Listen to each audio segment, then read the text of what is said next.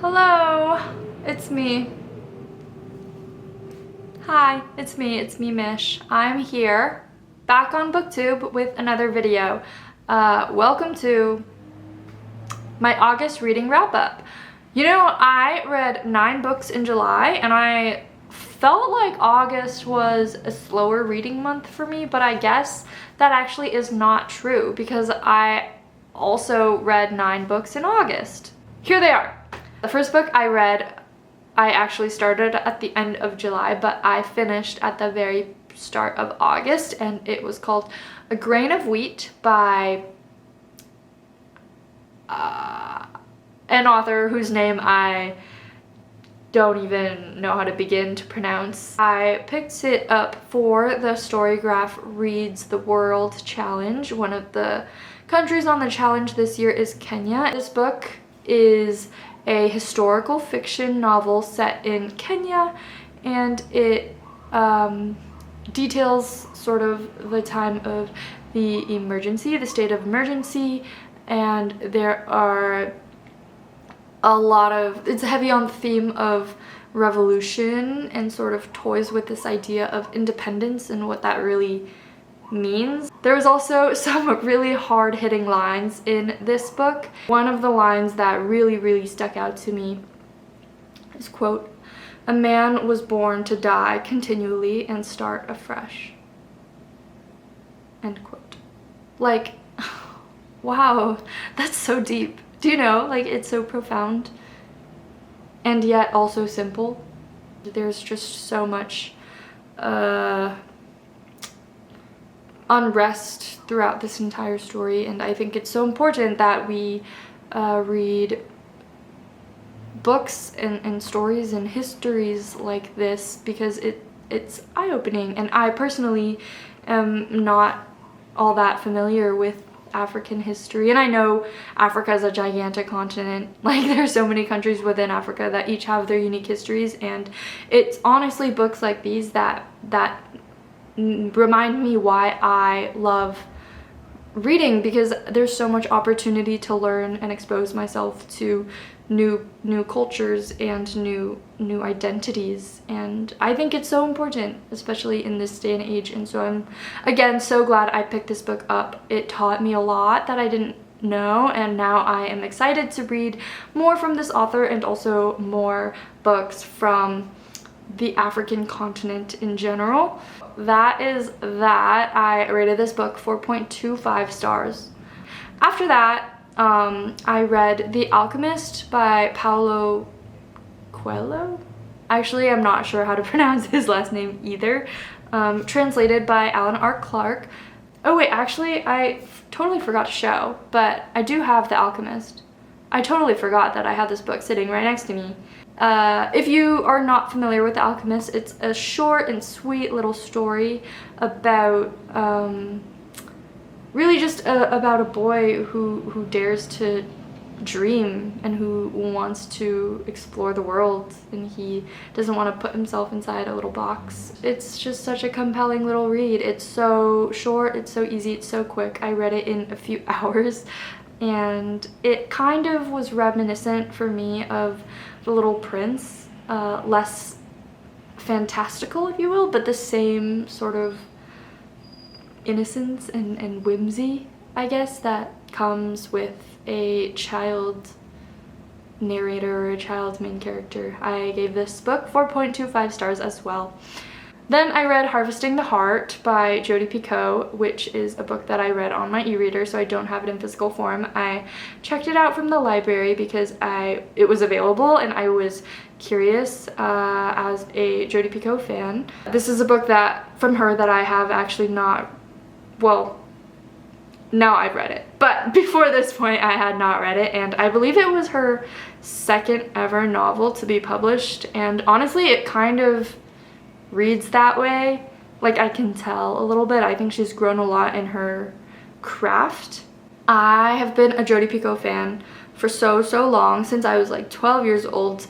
I just think she's so brave, and I also appreciate just the sheer amount of research that she clearly puts into all of her works. This book, however, did not do it for me. I just feel like the characters were so flat and didn't have any nuance, and I just didn't really care about them at all. The male main character, Nicholas, is honestly just like not a well-written male character in my opinion. Yeah, that's all. It fell flat for me. The story was fine, the writing was fine. The character development, however, needed some improvement, I think. I rated this book a 3.65 stars, which is definitely on the lower end for me, as a Jodi Picoult stan. Then I read Mao's Last Dancer by Li Cunxin. This is a biography slash memoir written by a ballet dancer originally from China, who then came to the US through a cultural exchange program, if you will, and then I think that now he is in Sydney, Australia. But this book I was inspired to read because I had seen the movie when it had first come out, like probably 10 years ago, maybe a little over 10 years ago at this point. And I, as a dancer, remember that movie so clearly, and in my opinion, honestly, I think this is an instance in which the movie was more effective and memorable than the book. However, I do think it's good on him for writing his story and writing his memoir, because it is a story worth sharing for sure. I will say that the book had a lot more detail, especially regarding his younger years, his childhood years in China. But for me personally, the movie made more of a lasting impression, and yeah. So that's that. I rated it a 3.81 stars. And I would recommend it if people aren't familiar with his story.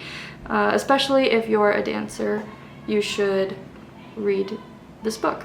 After that, I read a book called Night Crawling by Layla Motley. I actually just put it back on the shelf. Hold on. Okay. Night Crawling by Layla Motley. I don't even have words to begin to describe this book. I think it's so beautiful, so compelling, so powerful, and also heartbreaking. It just like offers so much insight into a reality, into a world and a life that I didn't personally know growing up, but that was honestly like right outside of my community. And I think, again, like this is why reading is so special, and writing and sharing stories, because it offers insight into experiences that we wouldn't know or understand otherwise. But it's so important that we continue to learn and try to understand the diversity of the human experience as much as we can. I think what really hit home for me about this book too is that it's based in Oakland, California, which is a city right outside of my hometown. And so it's a book about home, and also at the same time not at all about home, because my childhood and my upbringing was vastly different from Kiara's, and I just felt so deeply for her and her situation, and it just made me think about all the injustice that there is in the world, and how many other people there are like Kiara who are put in positions where they sometimes are forced to do certain things just to make ends meet, because no one else is showing up for them. And just wow, I will remember this story for a long time. I rated it a 4.85 stars on my little spreadsheet rating system, but I rounded it up to 5 stars on my story graph easily. Woohoo! Yeah! Woohoo! I would recommend this book 100%.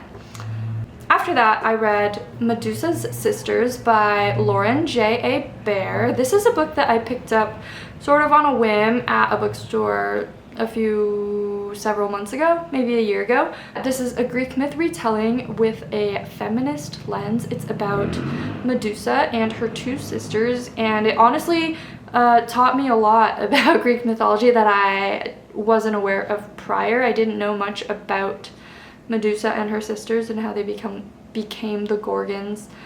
So this provided a lot of insight into that.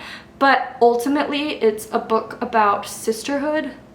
And I'm saying that as an only child, but that is a very clear in its messaging. And it's also just like about what it means to be human. Because even in this story, it doesn't matter if we're talking about a god or an Olympian or a monster or even a mortal. Like, everyone in this story is flawed in some way and is just trying their best to figure out this life. Yeah, I think there's a lot of power in that messaging. I think this is a Greek myth retelling that I haven't heard anyone talk about before, and I would recommend it if you are generally interested and invested in Greek myth retellings.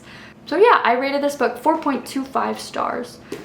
The next book I read was Colorless Tsukuru Tazaki and His Years of Pilgrimage by Haruki Murakami. This one was translated by Philip Gabriel, and I haven't read a ton of Murakami's to date, but I've read a few, and in general, I wouldn't say that he's my favorite author, but I do understand the appeal.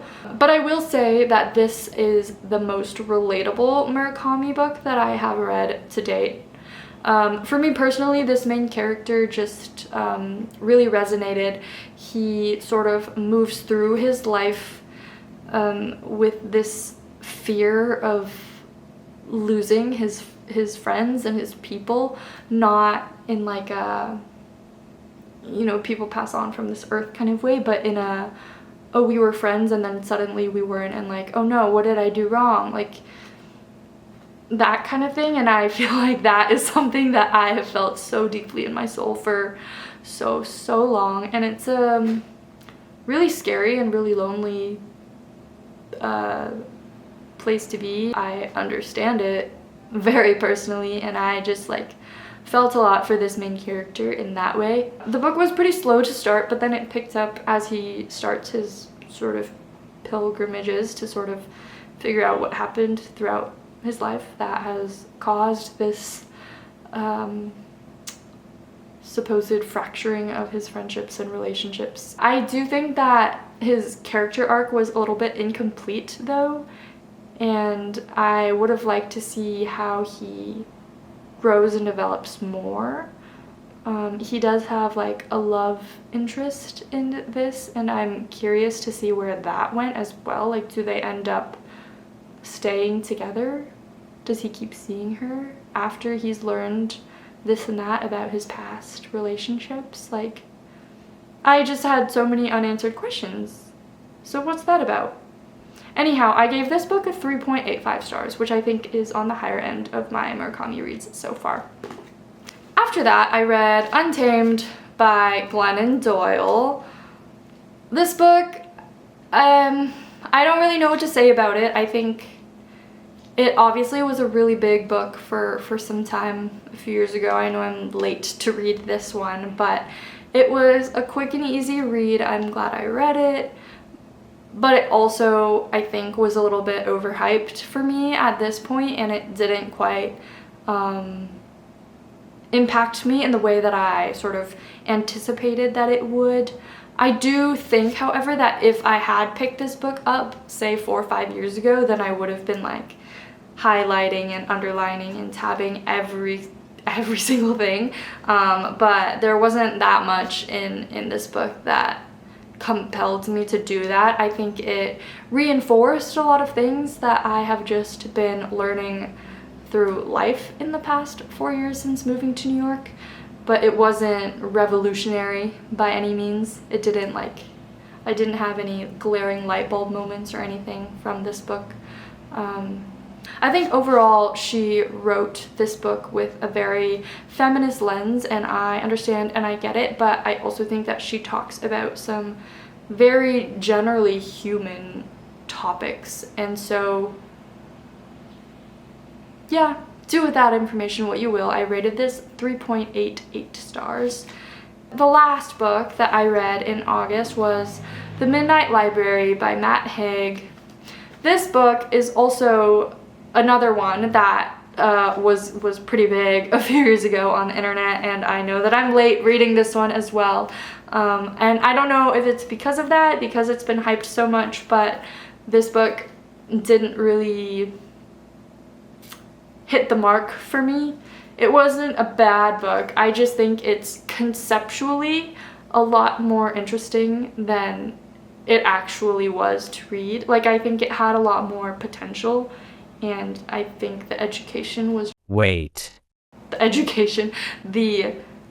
execution was just a little bit mid. I just found myself not super caring about the characters, not even the main character. The whole concept of the book is about Nora's life and whether she wants to live, and like she has access to all of these books and all of these potential different lives based on various choices that she could have made throughout time, and yet I didn't care about it, which is so wild to say. It doesn't feel good to say that, but